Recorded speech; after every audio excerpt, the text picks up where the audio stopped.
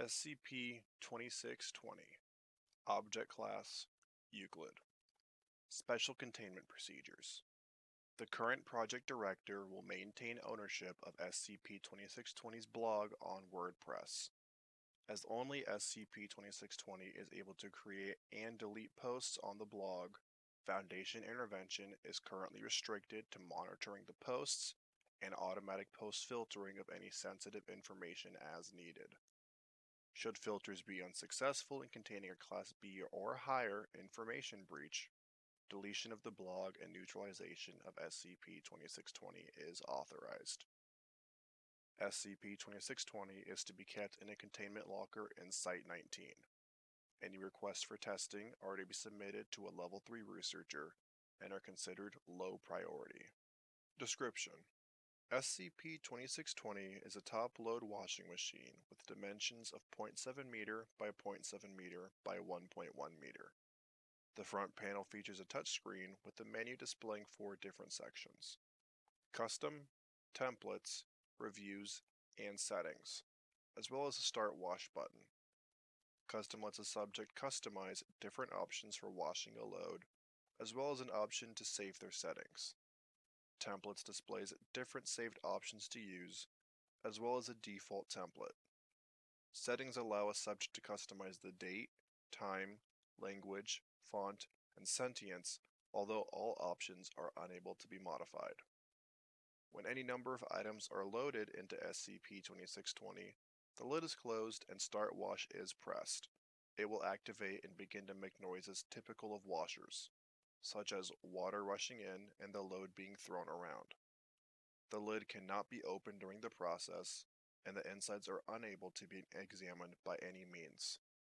When the process is finished, the lid can be opened and all objects placed inside, save for ones SCP-2620 deems inedible, will have disappeared. After an indeterminate length of time, a notification will appear, highlighting the Reviews section. Accessing Reviews will display a blog post reviewing any objects disappeared from the load as if consumed by SCP-2620, as well as a picture of said contents. Underneath the review, a link to where the blog can be found is displayed. Addendum 2620-B. Below is a selection of experiments carried out to test SCP-2620's properties, conducted by researchers Jeffrey Ash and Brian Davis. Experiments include detergent and water, except where noted. All reviews are excerpts only. Full reviews may be provided upon request as needed. Experiment Number 1. Date: April 14th, 2014. Contents: 1 hand-woven green cotton scarf. 2 brand name pairs of knee-high white socks. Review: Make no mistake, however, it is incredibly negligent. The chefs clearly do not think highly of me. It's one thing to prepare a cared-for appetizer and bring it out on its own. It's even another to serve something obviously store-bought under the guise of an entree. But to combine the two and attempt to pass it off as a meal? Does this new establishment lack finesse? I fear if it can't even separate the poor from the passable, what good can it do to continue operating?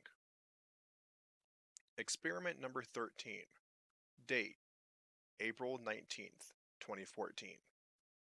Contents: multicolored wool sweater, 1 pair of hand-woven cotton socks, water, plus shockproof video camera to record washing cycle and track its location. Recording started before being placed inside SCP-2620. Review: This is not a meal I enjoyed all that much. For what it is worth, it was prepared and cooked adequately, certainly more than I can say for the previous attempts.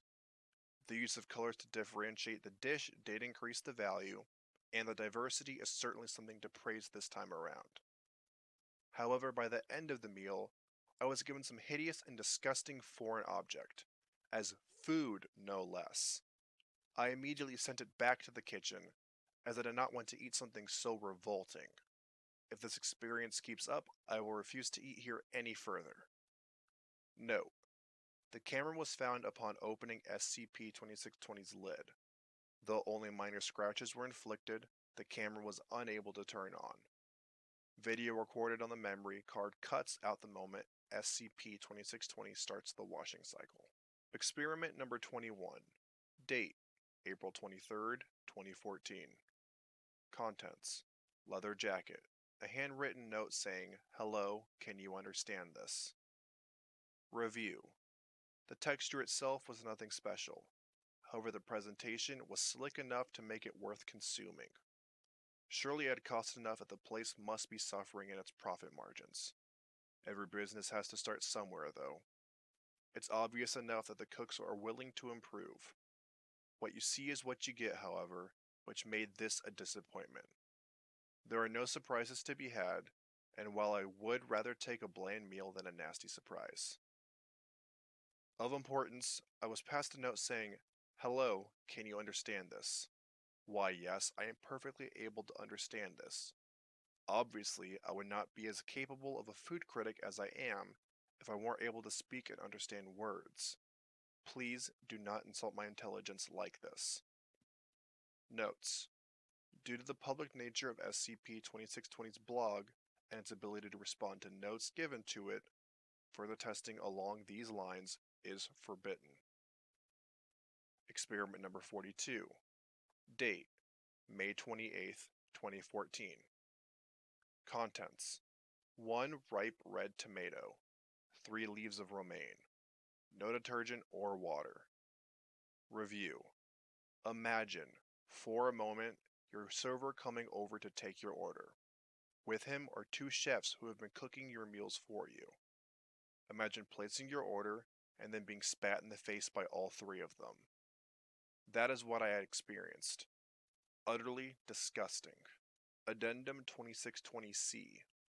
On October 5th, 2014, 4 months after testing of SCP-2620 was discontinued, SCP-2620's blog updated with 3 posts, spaced out over the following 8 days. Records and video recordings show that no items have been placed in SCP-2620 since testing stopped. It's particularly strange that this is the longest I've gone without eating. Yet I don't feel hungry.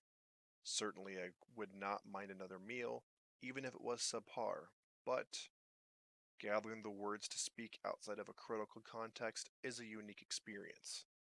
Have been put aside for now? Will they even be required for me to continue blogging? Perhaps I've contributed all I need to contribute to the food world. And oh, how I've set the world of food on fire. My reviews have inspired many a chef, many an establishment to continue growing and preparing nothing but the best. Are there more goals for me to set out and conquer? I have decided.